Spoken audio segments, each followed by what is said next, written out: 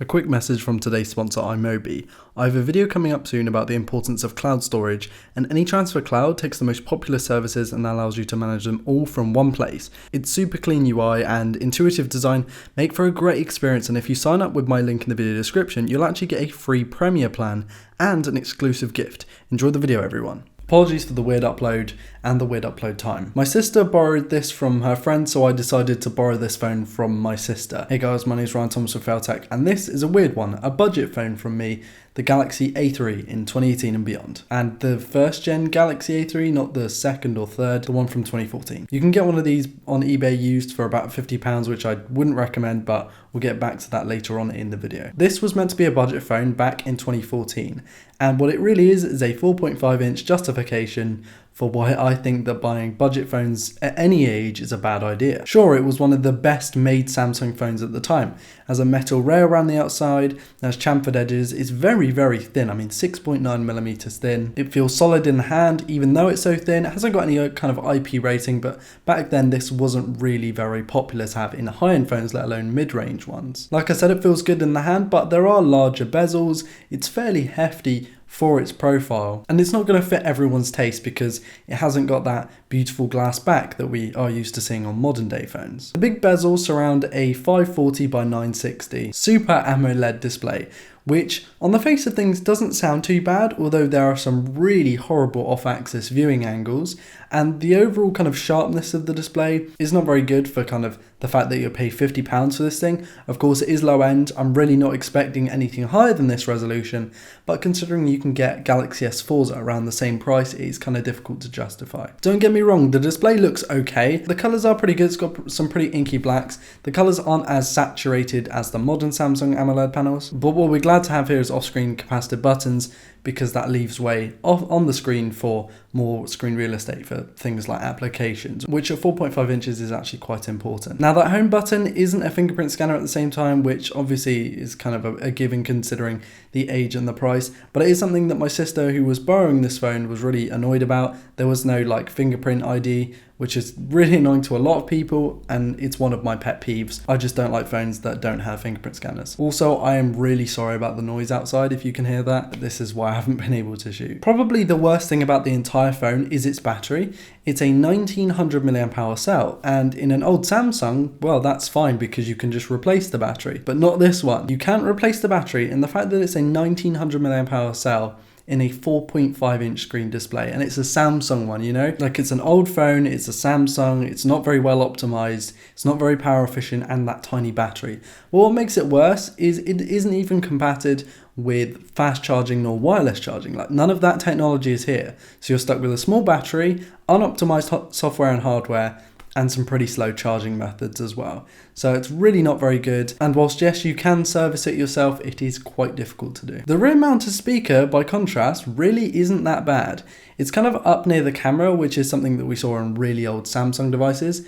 It doesn't look too bad, it doesn't sound too bad, to be quite honest with you. Of course, it's facing the wrong way, but it's nothing like some of the units that I've seen in recent years. And you get a headphone jack as well, which isn't actually that bad compared to a Blueboo, which I'll talk about in a couple of videos in the future. Next up is performance and software, and that's where this thing kind of goes back and forth. We've got a quad-core Snapdragon 410 and 1.5 gigabytes of RAM, which is a bit of an odd number. 16 gigs of storage with microSD expansion, although you don't get higher than 16 gigs, which is kind of annoying. And it's not that powerful, it was never going to be, but it's really quite snappy. It's not bad, the performance is actually quite good. It's something that I was really confused by because this thing does run 6.0.1, which is a fairly new operating system for a 2014 device. That is Marshmallow, and it just confused me how fast this was compared to other Samsungs in the high-end flagship range that I'd used nearer the time. Obviously, with 1.5 gigs of RAM, it doesn't hold a lot in RAM, multitasking isn't amazing, and yes, it does hiccup, but it's a lot better than I thought it was going to be. It's not good, but it's not bad either. For a phone of this price and this caliber, I would say that it's definitely on the money. Social media, low-end games, watching films and YouTube and Netflix, like that's all just fine on this device as long as you're not doing too much at the same time. You guys know I've been checking out Wi-Fi and cellular speeds, and as you can see, it's really not that fast. It's quite painful to download applications just because this thing does not support AC. It is BGN wireless only. The camera is something I'm going to kind of gloss over because like really bad, and if you're buying a phone at this price, you probably don't care about the camera too much. 8 megapixel sensor, f2.4 glass, no optical image stabilization of any description. I lost all of my shots, so I had to look them up online, and as you can see, in really good light, it doesn't look too bad, but as soon as you drop just the smallest amount of light, it really degrades the quality of the image. You know, there's a lot of grain or rather noise in the image, and it's very shaky because of course there's no OIS, so you have to lower the shutter speed, and then at the same time you introduce some kind of blur, so it's really not good. The video isn't good either. The front camera isn't too bad, 5 megapixel sensor, 1080p video. Unfortunately, I couldn't find any shots to show you of this one, but it really wasn't that bad like compared to the rear camera, but overall just not a very good camera experience. In conclusion, should you buy the Galaxy A3, the original one that is?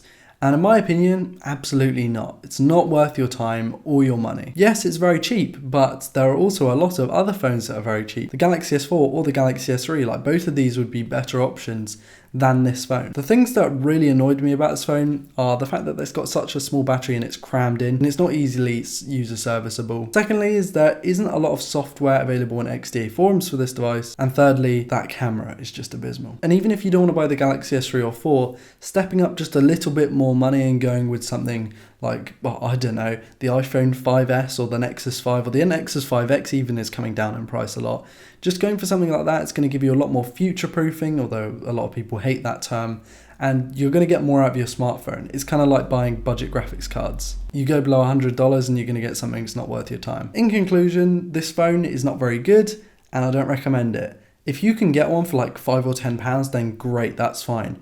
But if you're looking for a phone, you're specifically looking for a phone for yourself, I would really turn away and maybe save up a few more pennies or just look for a better deal on another phone. And that's been it from me. Please do like, dislike, comment, subscribe if you're new and to miss a video like this one. Please do check out my social media because it helps me out a ton. Thank you so much to my Patreon backers. There is some exclusive behind the scenes going on there now, which is awesome. My name has been Ryan Thompson, Fail Tech, and I'll see you in the next video. Peace.